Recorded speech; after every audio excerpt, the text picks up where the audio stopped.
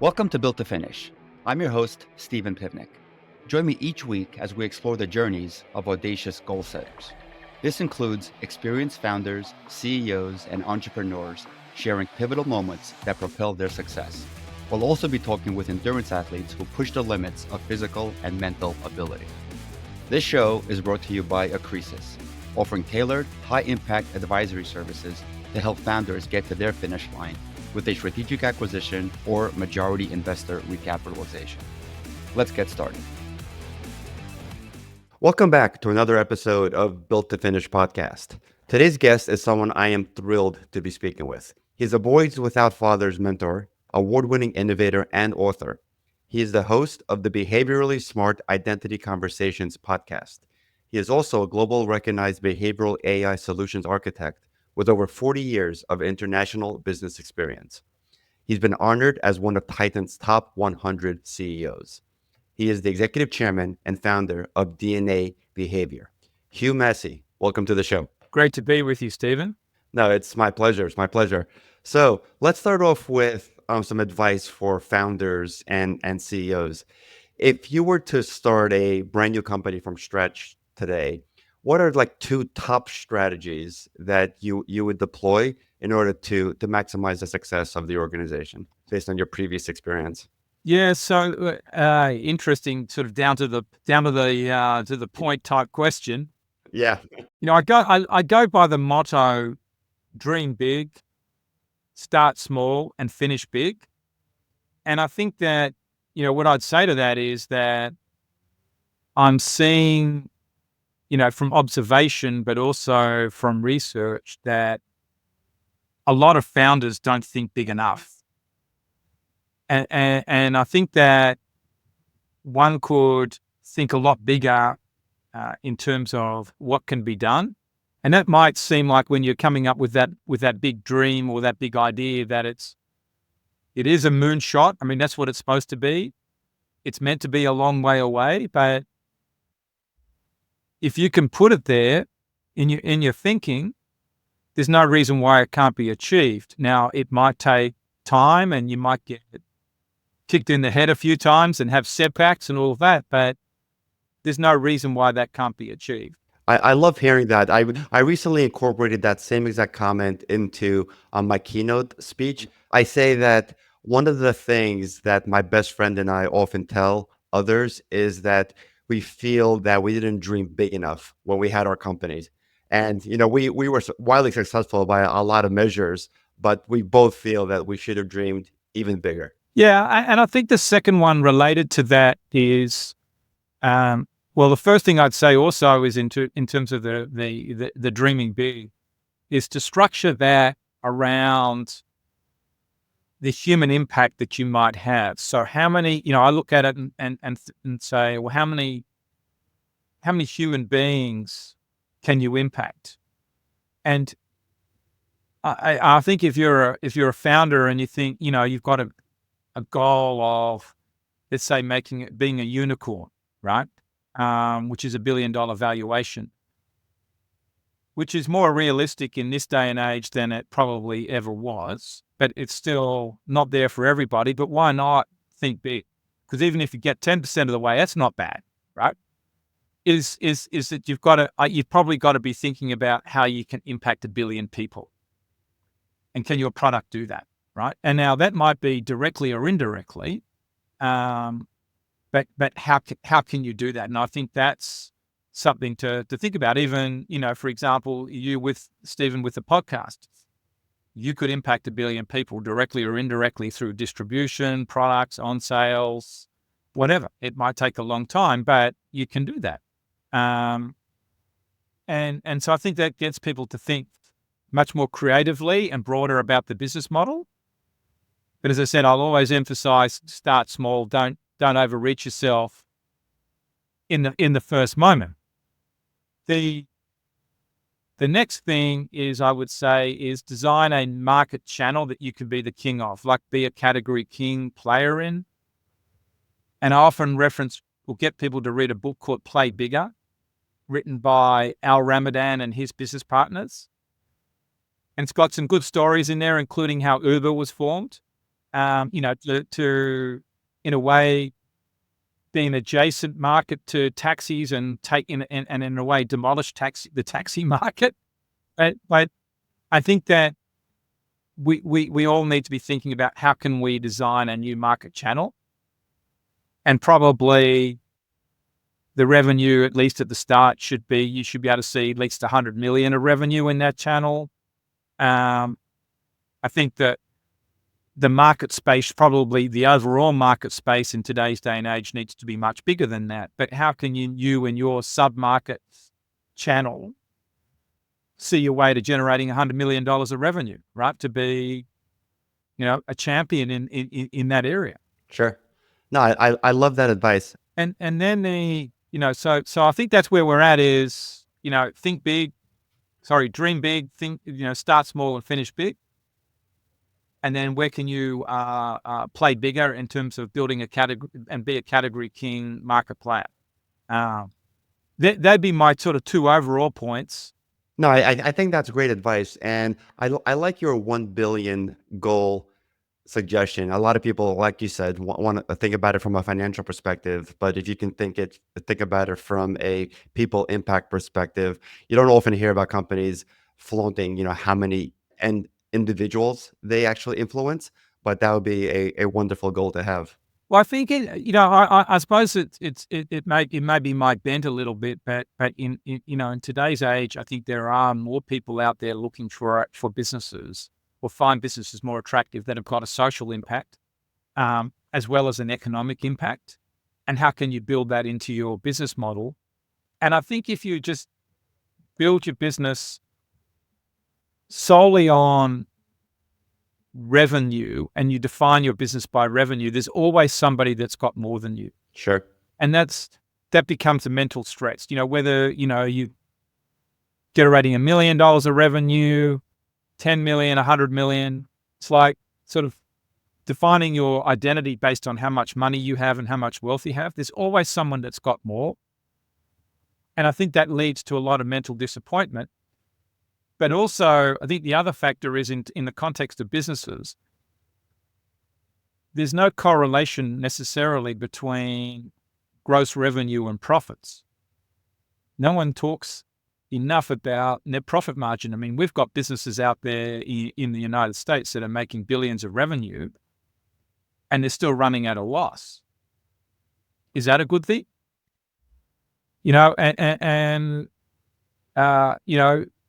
It's like I talked about with some people last week. I know a guy that's running CEO of a business. It's got $4 billion of revenue, thousands of employees, make $60 million or so of profit, right? 1%, 1.5%. But I know others that make $100 million a year in gross revenue and have more profit than him. What's a better business? And I think that's also got to be, addressed. So what is the gross margin or the profit margins in the business? That also has to be addressed. Agreed. You bring back some really good memories. When I was running my company, we always showed off how many end users we were impacting. We sold software, and our software was very, very niche. We helped convert email data. That's the easiest way to describe the business. And by the time the company was sold, we had impacted over 55 million end users worldwide. And we always kept track of that number. And we were always super proud to promote it as it continued to, take up year after year after year. Yeah. And I think that, to get to that number of 55 million users, you may have only needed 1,000 clients or less. I sort of, built and designed our business. It's as around having 1,000 enterprise clients, and if we got that, then really it's massive. And we probably don't even need that. It's probably more, at a few hundred of the right enterprise clients to achieve, impacting 1 billion people. I think it's just a matter of how you think about it. And that's the whole point, is to think about these things big and then work backwards to how you're going to do it. And start small, have small clients to start with, and then evolve how you work with them and you bring on bigger ones. And, I think it's about, building a business to last, like you've talked about, like you talk about in the title of the podcast, not just something to flip tomorrow. I think a lot of people do that, or they don't get the traction they want. They've got far too much capital being put in there up front, and then the business gets jettisoned. That's not good either. I agree. I think a lot of founders make the mistake of thinking, I need to land my big whale. I need to land this humongous account in order to really validate my organization or my idea. But I agree with you that you need to start small. And instead of going after your first enterprise account, go after your smaller, medium-sized business, land a few of those, learn along the way, and then the big fish will come. Yeah, I think so. And you need to, before you can go really big, Stephen, and I don't know whether this is your experience, also having been a founder and done this, that you need to get the execution right. You don't, and you need to get your software right. You need to get the execution right. You need to get all the user testing right. And that doesn't happen overnight. You probably, to do all that, have to be somewhat ahead of your time, but not too far ahead of your time. Because there's no point developing something, I don't think, when the market's completely running hot for what you've got. Right. Because there's probably already incumbents in there, more able to do what you've got. So you need to somewhere be a little bit ahead of the game, I think. Agreed. So speaking about the game, you were a CPA, and then you were bitten by the entrepreneurial bug, and then that led to you starting your first business. Tell us a little bit about how that journey went and what gave you the confidence to finally go into business for yourself. So I think to sort of give the listeners some perspective, my career started as a CPA. That was in Australia, also, although I had 4 years of the 10 years in being a CPA, living in Thailand and Singapore. So I got a little bit of the bug for entrepreneurship there because I was given a lot more freedom, although I was still working with a bigger employer. But I'd always been dabbling on the side with all sorts of deals and investments from the age of 20 years old when I first got my job. So, and business was a little bit in my family, particularly coming from my mother. And in fact, my grandmother, they had very, varying businesses, somewhat out of necessity, but family history too. And so that bug was there for me because I was interested in business. And I think when I decided that I had enough of the big corporate world, I looked at other jobs and thought, no, I'm not a fit for this. I just need to go out on the street and learn how to rub two sticks together and work it out. So I did. And, I was 30 years old, and I wasn't married. I wasn't tied down with mortgages and things at the time. So I was in a place where financially I could probably take some risk and give myself the time to figure it out. So I, in the end, set up a wealth management business with the goal of providing hyper-personalized wealth management experience to, executives, high net worth families. And so that word or that notion of personalization was always there. In a way, it was my part of my success formula as I look back as a tax specialist when I was a CPA. And while I didn't know how to do it fully in the wealth management space, other than customize an experience for each person and how I talk to them, showed up. When one day somebody asked me, what are you truly passionate about? And I said, look, I want to help people be financially self-empowered all over the world, is when I took a look into behavior. And I think there is what I realized is that helping people be financially self-empowered was not financial literacy in the normal term of teaching stocks and bonds. It was teaching people about themselves. And I realized, okay, that requires a behavioral model. And if I've got the behavioral model, not only can I understand the human that I'm dealing with, I can personalize the experience and I can build tailor-made plans. And that's how this went along. And so I had a chance meeting with a psychologist. She confirmed some of my deeper theories about how people behave around natural instinctive behavior because what I saw is people under pressure make a bit of a flip. What you see in a meeting is maybe not who it really is. Under pressure, I wanted to know all of that. And she said, this is the process to build a system, and you need to meet these people in Atlanta. They can help you with it. And that's what I did. And, it took 40 flights, so over 4 years to get going with a full-scale system and build it technologically. We went through evolutions, went through the whole thing of nobody really understanding. Today it would be called behavioral economics. People are talking about that and behavioral finance. And so that was really the journey. Again, I suppose the big goal was I wanted to help people all over the world. I thought if I got 1 million people, that would be great. Well, we soon passed that. And then at the end of 2023, I said, well, look, what does it look like if we had 1 billion people in our database? That's when the AI discussion came up. We'd already built some AI to help our users work with our system, just built it because AI had only come out at the end of 2022 in ChatGPT. Right. But the AI in terms of how do we get profiles completed, because that was what our business works on is people have to complete a profile. That was also a friction, even though it's 10 minutes. Can you get 1 billion people to spend 10 minutes completing your profile? Yep, but that won't be in my lifetime. If we want to do that by 2030, we need AI. And so we built an AI model. And so far, we've got 275 million in the database and people, and we'll probably have well past 300 before the end of the year. And there you go. So, and I suppose that shows you, though, that you've got to have the big dream. Maybe revise the dreams, because I think that, what I would call the thinking around this has evolved during my career. I didn't start off saying I'd have 1 billion people. I was thinking 1 million would be good, but global. And we well passed that some years ago, and we got to 2.5, 3 million at the end of 2023. And that's when I turned it all around and said, okay, what if we think way bigger?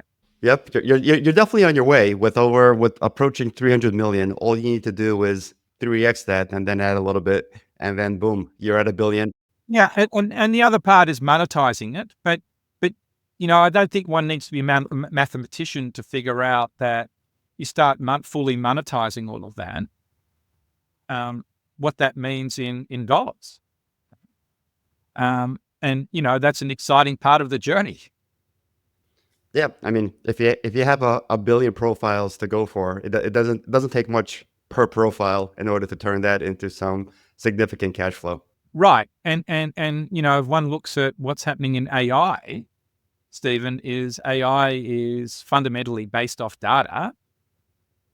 And I would put the behavioral data layer is a key part that's relatively untouched so far.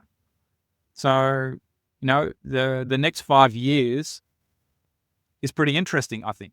Agreed. For us, but also for everybody building, some kind of AI solution. Hey everyone, just a quick break from the show to review the top 3 things that I talk to many founders about that are looking to maximize the valuation during an exit. 1, are your books in order? 2, is there enough growth left in the business for the acquirer? And number 3, what is your sizzle? What is that special sauce that's going to take many years for a competitor to recreate? If you have those 3, you're definitely going to be maximizing your valuation upon exit. Now back to the show. Yep. No, I agree with that. So I love the area of wealth management. And I think wealth management is one of these areas that entrepreneurs, especially founders of companies that have the majority of their wealth tied up in their current organization, that haven't gone through an exit event yet, they don't think about wealth management early enough. Because if they're going through a structured sales process and all of a sudden it's successful and now they come upon an enormous amount of money, I think that part, it's too late then to start figuring out what to do with all of this newfound wealth. So looking into wealth management is a really important step in the exit process, which I believe should be started many years prior to the actual exit. What do you think some of the mistakes are made when individuals start looking for a wealth manager to help them with their money? I think one mistake is listening to someone that says, I can make higher rates of return for you than anybody else. I think that would be one. I think another one would be not looking at the values of the person closely enough. Because if you're going to do wealth management properly, that wealth manager is going to have to get deep and dirty with you, and really, really understanding not just how much money you have, but your values, your life experiences, understanding that of your wife, the family, to come up with the right solutions. Because otherwise, if it's just done on numbers and how much wealth you've got, it's likely to fall apart and miss the mark. But it's easy just to say, yeah, I'll go and meet I'm selling my business for $100 million. I'll go and meet someone who runs, who knows family office and is telling me, I've got all these sophisticated strategies and techniques, but doesn't really understand you as a person. It's going to fall down when you start to, got to start dealing with, well, how do I manage my kids with this? What life experience do I want to have? How do I manage my marital or partner relationship? How do I leave my legacy in terms of the money? There's what's my identity going to be with having all of this money? Those things are pretty important because the managing of the money in a way is a commodity these days. That doesn't need to be that complicated. Now, it does become complicated if you want to go and start investing in a whole lot of other businesses and sort of turn yourself into a PE fund in your own right. But that's almost building a new business.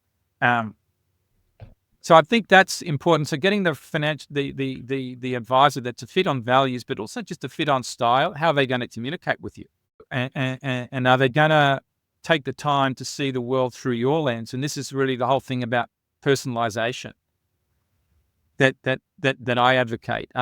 Is that advisor going to make a tailor-made suit for you? Or are they just going to be, well, Hugh, you've made X dollars, I can help you cut the taxes and I can do Z. Here it is. It at the surface might sound good, but maybe not in reality, it's not enough to do it properly.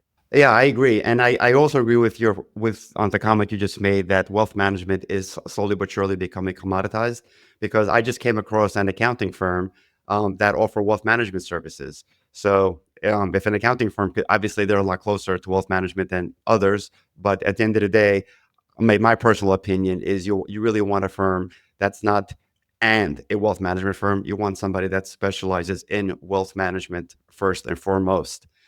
And the advice I give founders is to interview several, starting from, smaller firms and then all the way up to some of the bigger boys and see which one is a better fit for you.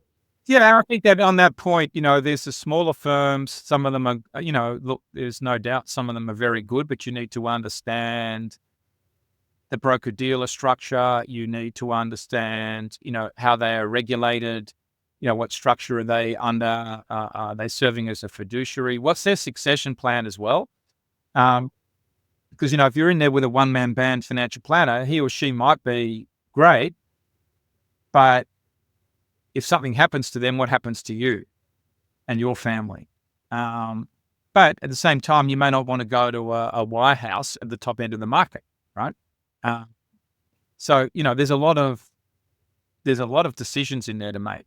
No, there definitely are, and I think it's just like any other service provided for you, right? If you're going through life with an accountant or a lawyer or any other service provider, same goes with both management. You need to review this relationship all the time. And if you're not satisfied for whatever reason, they could be providing you great returns, but at the end of the day, they're not communicative enough, right? Or vice versa. So this type of relationship needs to be continuously monitored and then altered if needed. Yeah, and I think that the estate plan inside of it is also important, that it all gels. And how do you get money to your kids, and then manage your assets from a liability protection perspective. They're all things. If you've got a special needs kid, all those things need to be understood up front. And if you've got a spouse that hasn't been totally involved in the business and the money, how does he or she go through this process too? Because they're part of the journey. So there's so many factors here, but I think that to your title of the podcast and what we're discussing, Stephen, this is all part of building to last. And I think that, I don't know whether you've seen this, but people sell one business and make quite a pot of money, and then they start going and thinking they're King Kong and putting it into other businesses, and suddenly realize 3 years later, half of it's gone. Yep. Unfortunately, I've seen a lot of that, and a lot of it, some of the advice that I give to entrepreneurs is, please don't make any investment decisions for at least 12 months, post exit, because you're all of a sudden the individual sitting on a pile of money, which they've never seen before in liquid form, and they're kind of itching to do something with it. So, I made the mistake of investing a little bit too quickly. Fortunately, it wasn't a lot shortly after my exit, but I'm just trying to pay it forward and let people know that you need to let some time go by, get comfortable with being wealthy, and then start looking at investment opportunities. But always, whenever you start, please make sure you don't hurt yourself, because you've worked so hard for this money. Don't don't lose it on a risky investment. Yeah, I agree with that. I say that to everybody, that it's about creating a decision-free zone. And I think certainly 6 months, if not 12 months, is right. And it depends on maybe on the journey, how much of you, while you've been building the business, have you been thinking of other things and engaged in other activities to have the personal clarity? A lot of people don't. And it comes down to your purpose, and thinking really clearly about what your purpose is and what are you going to invest in, what can you put, where should you be putting your energy, and you need a good year, I think, to figure those things out. And maybe for some it's longer. And again, don't start too big, too quick. And there's no heroics about, just throwing a whole lot of money at somebody else and thinking that their business proposition is going to be a winner either. So be careful.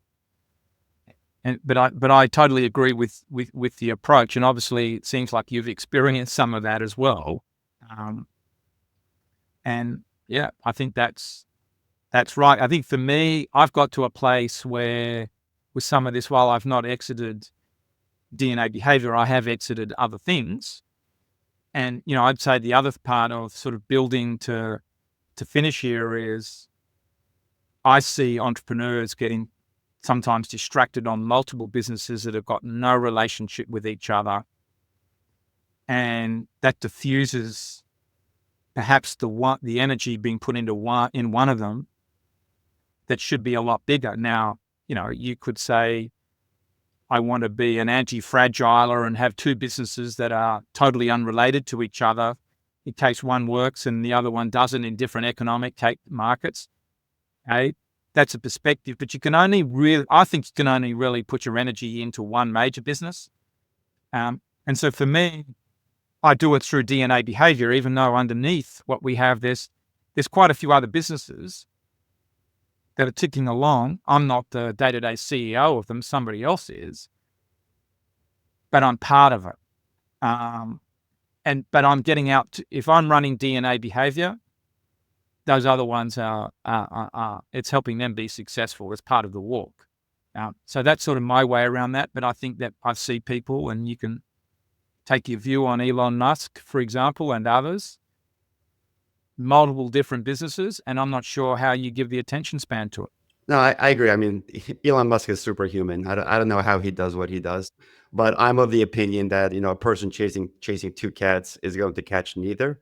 So I wholeheartedly agree that, especially when you're the CEO of a small to medium, even a larger organization, you need to be solely focused on it for it to be as successful as possible. So let's take it that the two of us, and maybe a lot of us are I still think super normal or superhuman, and Elon Musk is even in a completely different stratosphere of that. And if that works for him, it does. But time will tell. But I think there's the other part is I think you got to do all of this, and part of building to last is you got to look after your health. There's no point doing this running ragged and being so stressed, overweight, drinking a lot, whatever, that it affects your ability to actually do it properly.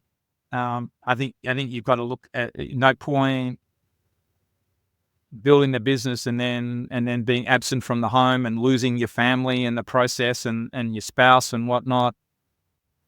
It's not worth it, right? I think you got to build that model where it can all be integrated, and that's something that's really important.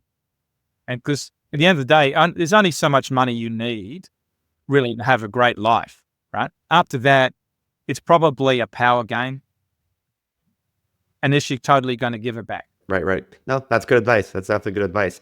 So in the time we have left, I love talking about AI, and there's a lot of folks that have organizations that are ongoing that would love to incorporate AI to make it even better, like you did.